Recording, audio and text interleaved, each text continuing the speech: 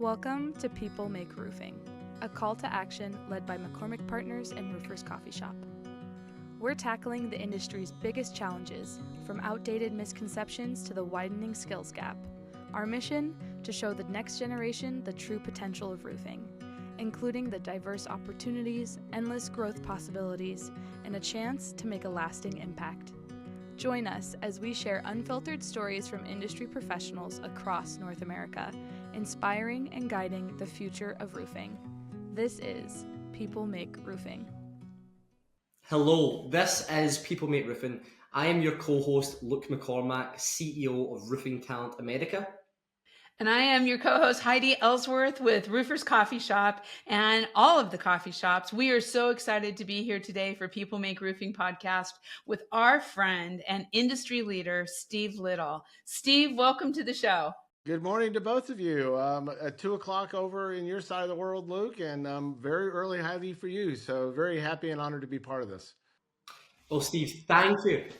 Let's start with an introduction. Let's start with, Steve, if you could introduce yourself and let everybody know about your company. Great. Well, my name is Steve Little. I'm head coach of the KPost team. We're a roofing and waterproofing and solar company in the commercial and residential side of the business. Also, I'm a founding partner of National Roofing Partners. We have 260 contractors around the country serving the regional and national clients.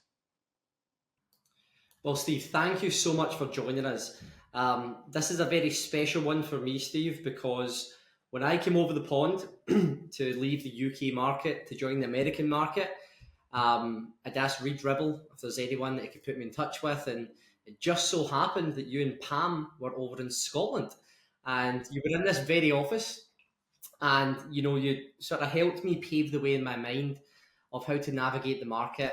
And from what was McCormack Partners is now Roofing Talent America. And, you've been a great guide, a great mentor, and a great friend to me, Steve.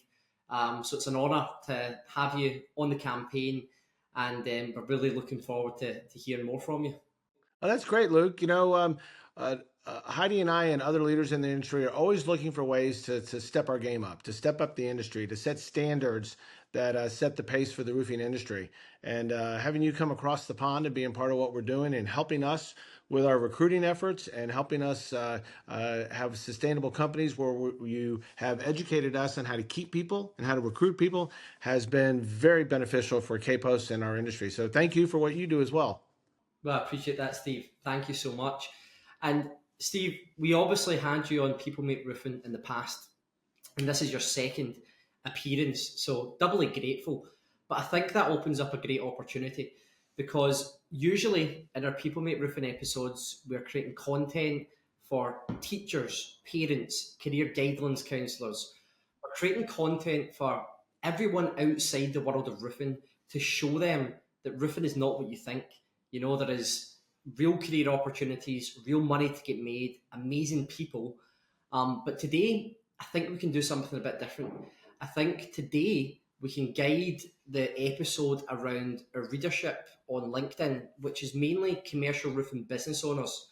And I think there's a lot of value that we can gain from you, Steve, and how you got to where you are today, and the principles on leadership and recruitment and vision that you've implemented into your companies to make them such a success.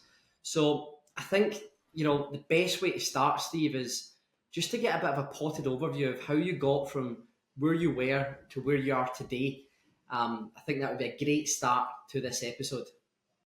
Well, I was very fortunate to find Keith Post, my partner, and Jane Williams. The three of us founded KPost Roofing and Waterproofing back in January of 2004. And through that process, I've been even more fortunate to find people like you and Heidi in our industry. And I have such a passion to make things better, whether it be in our own company or in our industry or in our communities. We're big believers by giving back, because we're so fortunate and blessed to have the opportunities that we have in the States to be able to have a business and be able to go to market. So the industry found me. I was in the sports license business for a number of years. My last stop was working with the Stallbacks on a program that they had. And when we've completed the program and sold it to a company over in the Southeast, I was kind of floundering. And I knew Keith Post through his friend and our friends that were cheerleading parents, and one thing led to another. And I was the vice president of business at Keith's company. And for a number of years, we had really a great run with the company that he had. And then the partners had a divorce, and we said, "Hey, this is kind of cool. This roofing gig. There's a lot of opportunity here. Food, water, and shelter. And everybody needs a roof." And I had not realized that, being in the sports business for all the years I had been in. So we started KPost Company in January of '04. Last year, the KPost team completed about $120 million worth of revenue with just under 500 employees. And we have just been so blessed to be able to have a strong safety record, a strong backlog. We're blessed to be in North Texas. I mean, come on, Texas has been so good for business, and Dallas has been such a great corporate relo area. So we've been able to fight through a lot of the recession times that have had back in '07 and '09, and then the blip that we recently had, and have come out on the other side. But Luke, Heidi, it's all about people. I mean, you can make the best product, and you can have the best ideas, but if you don't have people to execute, if you don't have people that have bought into the we call it the KPost crack, if you haven't been part of being a KPoster, and realize that you fit and we fit in the industry, you know, I don't know what to tell you. It's about people, dude.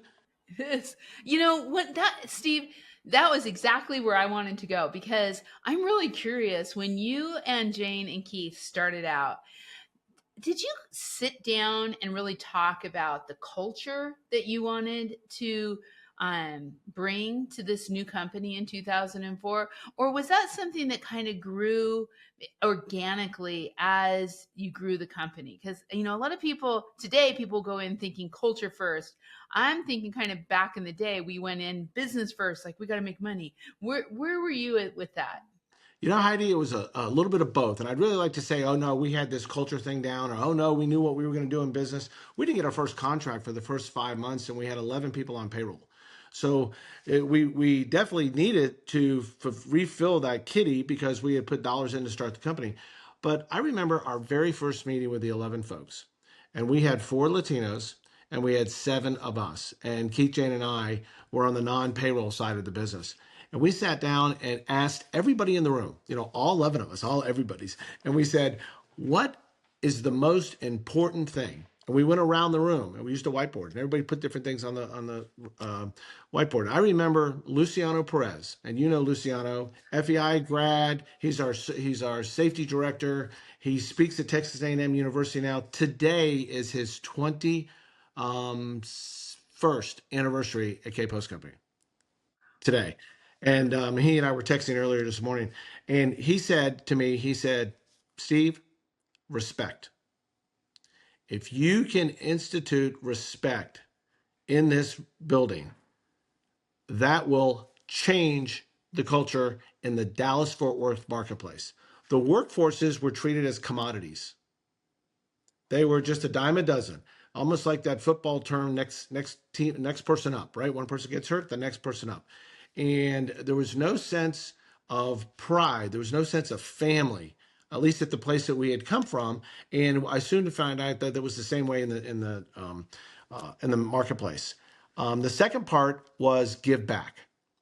There was this sense of how fortunate we were to live in this country, to be part of what we're doing. When we are successful, we need to be able to give back.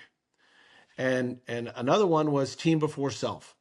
We had to be selfless if we were going to take 11 of us hungry folks that had this payroll and go out in the marketplace and rebirth, be this phoenix to come back out in the marketplace and be successful. And I wanted to be involved in the industry. I wanted us to kind of set the pace, kind of set the standard on safety and quality and value that we would give as a roofing company, so that our industry was not very respected. I was in the industry for about 33 months before we started KPost, and I was appalled by the lack of respect on the consumer level as well as on the commercial level about roofers. You know, it was a necessary evil type thing. Oh, we have to have them. Oh, we're going to put up with them, et cetera. And I wanted to do something to change that. So that's how we started. See, I find that so interesting, Steve, because when I look at the industry, you're so right. It is all about the people. What is a company? It's a group of people. What is an industry? It's a larger group of people. And within the roofing industry, this isn't just in America. This is worldwide.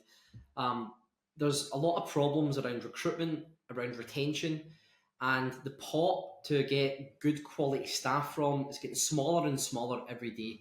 The NRCA report is that 80% of roofing companies say that finding qualified staff is one of their number one problems. And as well as that, 50% is the turnover rate within roofing. Now, construction's bad, but roofing is the worst. You've got almost 50% of owners heading for retirement. 4 years from now, half of them will be at retirement age. But yet the demand for roofing projects, the demand for roofing people is going up. So the numbers tell a story. The numbers tell the story that, generally speaking, within the roofing industry, we can't find people and we can't keep people. And when I look at that, I think, well, you know, what are you doing to try and solve this problem? What is your employer brand? You've just spoke a lot about yours there, about pride, about giving back, team before self, safety, quality, value. And I know you've got a very good marketing mind, Steve, because you were able to associate KPost with the Dallas Cowboys, which is literally one of the biggest brands in the world. But when it comes down to employer branding, recruiting people, retaining people, could you give us a bit of an insight into your playbook of how to do that? Because evidently a lot of people need help with it. Wow, Luke, that's a scary statistic that's out there. Very scary. And, you know, construction drives the economy as well. So when you tie that element to it, if you end up not having people being able to be in construction, you're going to see a huge domino effect that happens in the country across the board. So let me throw a couple stats at you. Our salary turnover rate is less than 5%. Our blue collar worker field turnover is less than 30%. And the turnover rate of the 30% comes with employees that are less than $20 an hour. So hearing your statistics, man, I just want to put my chest out and say, wow, we must be doing something right here.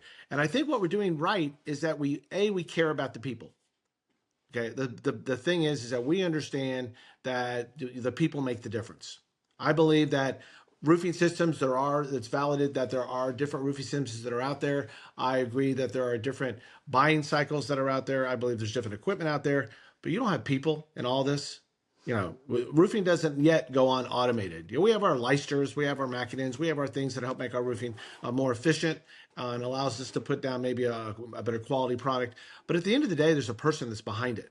So the first thing I think that I would offer is I do not think that business owners, roofing owners, much less a lot of construction business owners, think about the emotional intelligence of their employees. There's more of a me instead of team, instead of us. So when you create that environment of me instead of us, then people are just looking to take your company as the next step they're going to till they find the us, till they find the place that they can feel like they're part of a team. I know that there are statistics, and you've spouted them to me in the past, about it's not about the money. It's about the culture. It's not necessarily about the culture. It's about the future, the security that they have, knowing that they're going to have work going forward, that the owners are planning for succession. The owners are planning for the future. The owners are recognizing that there's going to be a change in the economy, and what are they doing to protect their company, to protect their people, the employment that they have. It's much, much more than selling a roof system or selling a waterproofing system or servicing a client when they have a leak. You have to build an infrastructure. You have to build a brand. So I think that's the first thing that the owners are missing are the emotional intelligence. Heidi, you have to see this. I mean, you visit a ton of roofing companies. You were just in Europe, okay? You visited across the pond, and we're in the Olympics of the international roofing industry. You, how far off am I on people missing the emotional intelligence? No, you're 100% right. You're 100% right. And it's something that the industry continues to fight, because even as we bring those topics up, and you and I know this, working with National Women in Roofing and the different things that we've done to kind of bring more diversity and inclusion and equity, that emotional intelligence, sometimes people fight against it. It's just not something in the, and I say this with all love, the macho construction image. And so, but that's changing. And there's a lot of really, and I have to tell you, the teams that we traveled with over to Austria for the World Young Roofers competition were amazing. And the mentors were amazing. And really looking at that. And so I've seen a huge change in the last 30 years, but there's still, if we're going to really take the talent we need to what you and Luke are saying from other industries, we have to get the word out that it's not like it used to be. Somebody has to lead. And so, Luke, when you said about or maybe Heidi, you said starting your company, what were the things that you wanted to do? We wanted to lead a change. I mean, the idea, Heidi, I remember when I was president of the MRCA, and you had been to a number of regional presidents, including the national office, and said, hey, we want to start this campaign. We think that there's an opportunity to help fill in to the workforce development. Plus, we think there's a missing item here that we are not paying attention to, that we have that machoism going on in all the trades, et cetera. And you wanted to lead away. I was like, when do we start? How do we do this? I got so excited because there was this, and our best estimator at the time was Eileen Struble. And she was a woman, and she had a degree in fashion design. And I know that when she would do her estimate, she would be designing the roof, and she'd be decorating that building. And she would always want to make sure that she offered the best value for the dollars that the person was going to be spending. But at the same time, she wanted to decorate it. She wanted to do something with it. And I said, there's so much talent that we're missing. Why don't we do this? And so we went and we did that. And you and Karen and the teams have done a great job of expanding that. I think we have like 2,500 women, 2,500. Just a little less than 6 years ago, zero. So to see that happen was caring about the emotional intelligence. And we had a lot of roadblocks we had to go over to get to that, with you and the team leading the way. Luke, our caring about others is really caught fire. And you see it happening across all segments. But this generation of workers is very in tune to caring for the world, caring for people. And if your company is not engaged with that, if you're not finding a platform that you can go and be part of and make part of your identity, part of your brand, you're missing the boat. So you mentioned that we're tied to the Dallas Cowboys. We're also the roofing, waterproofing, and solar company for the Texas Rangers. We've done all of the arenas that are in the marketplace, and we purposely went after that business because we wanted to have a sports theme inside the company. And tied to that sports theme, we want to win. So let me tie it to giving back. So when there was the March of Dimes happening out there, we wanted to be the largest donator in the construction industry. Okay, because we wanted to win. We wanted to win the Super Bowl on that. And we knew there was no way we could compete with American Airlines and Bank of America and all these other people. But we knew that we could compete, A, with subcontractors, and B, if we stretched, we might be able to compete with some of the general contractors and the asset managers, the CBREs and stuff like that that are out here. And we did. We were in the top 10. And we were the number one construction team that did that. But it was part of the give back concept. It was tying to a brand concept. And it was time to caring for others. And team collectively, all tying to the emotional intelligence of the moment. We see a change happening in the industry. When you have a Charles Antis that comes in and fundamentally, single-handedly convinces 100 contractors to donate their services to the Ronald McDonald House. Yeah. When you see that happen, I got a little goosebumps talking about this. This is really cool to see that they're understanding the emotional intelligence and the obligation that we have as an industry to do something. So recruiting people, you have to have that in your company. If you don't, that turnover rate is going to prove to be true. And I'm embarrassed as a leader in our industry. I'm embarrassed that could possibly be happening in roofing. Well, and one of the things that as you're talking about this, Steve, that really hits home with me too, is you have to walk the talk.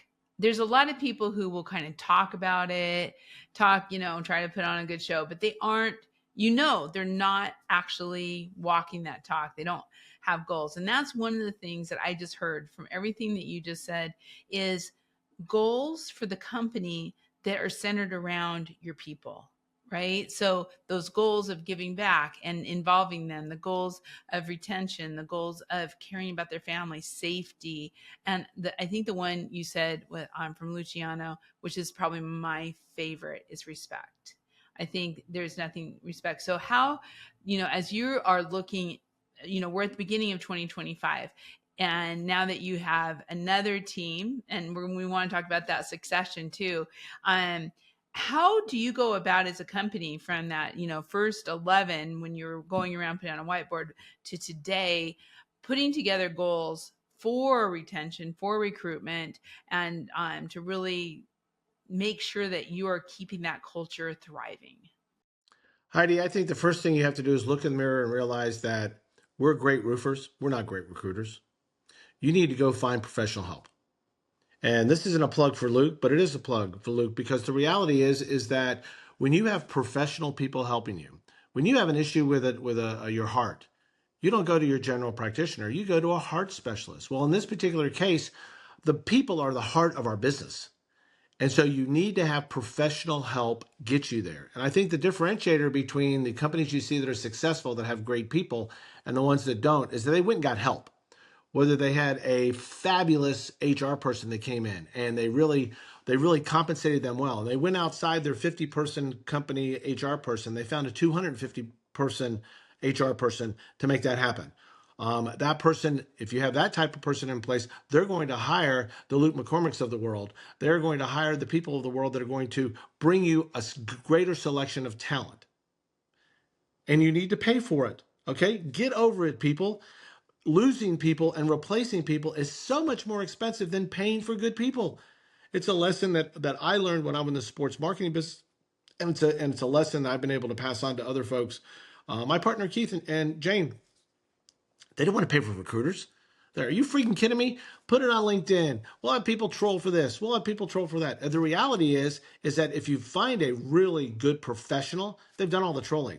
And if you find a professional that's in our industry, they know the retreads. They know the people jumping from Texas to Tennessee to Florida to Ohio, et cetera, to do that. So I think the first thing you have to do is to understand that you're really good at what you do, and what you're not very good at, you need to hire and let those people do the work. I don't want my GP or my dentist working on my heart.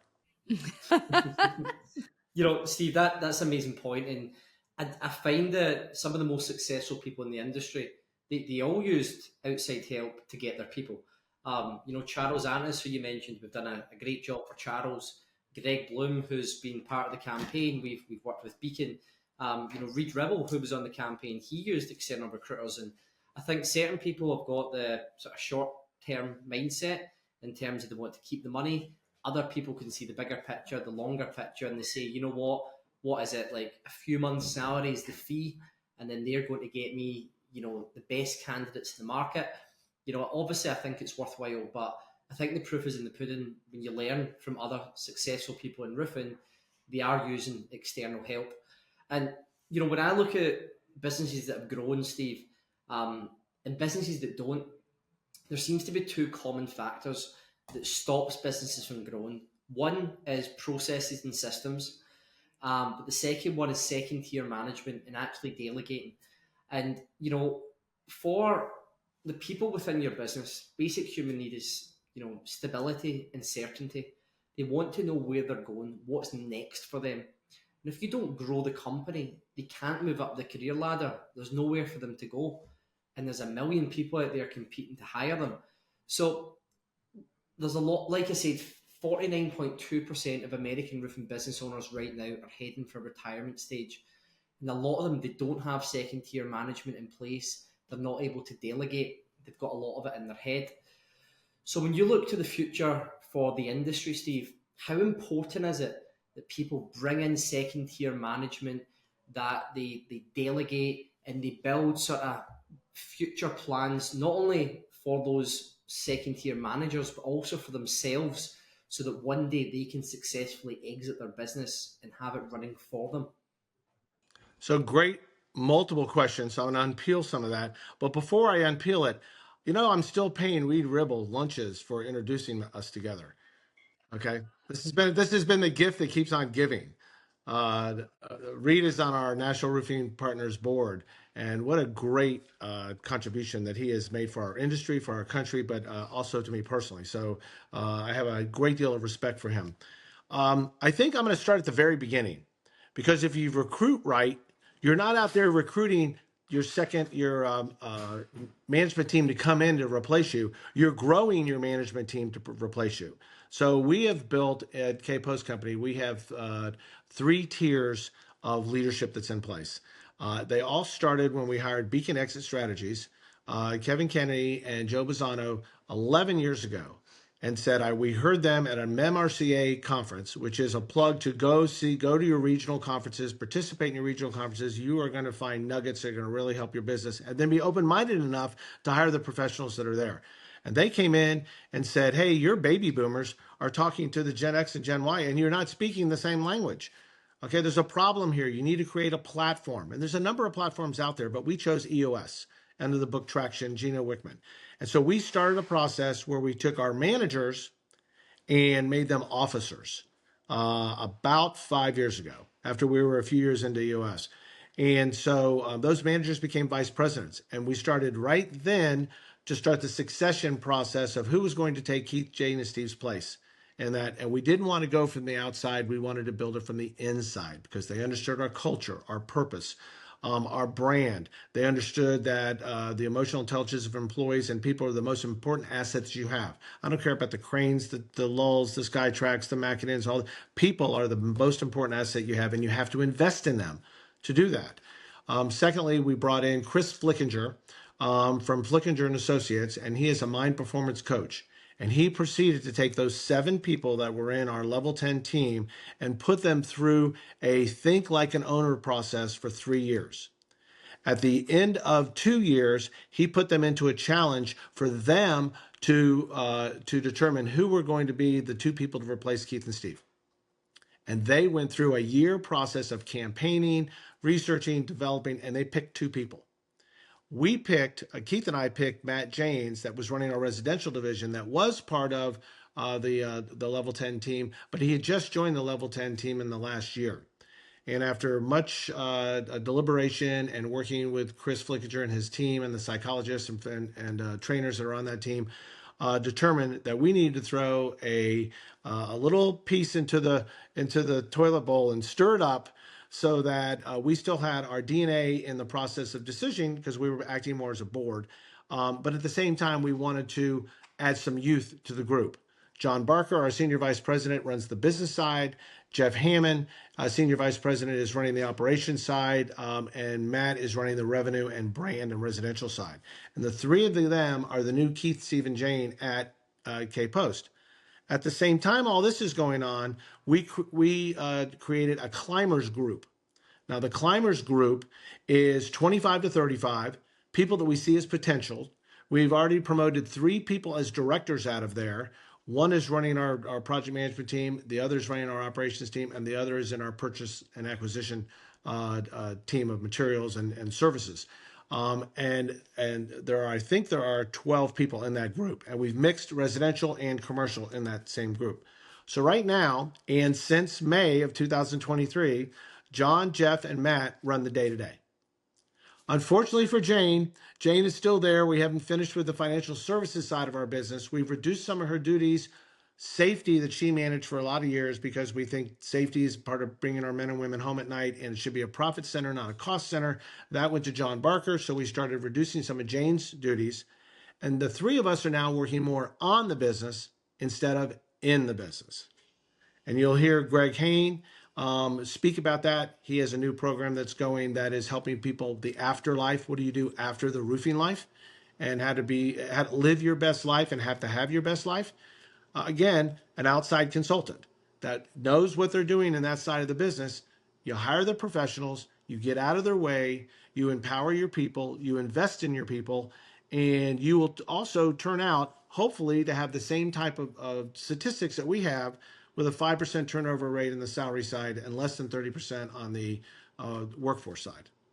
Wow, Steve, they are amazing insights, and you're so right. I think that just plugging in second tier management is it's not always better than growing from within. I think what you're doing is right.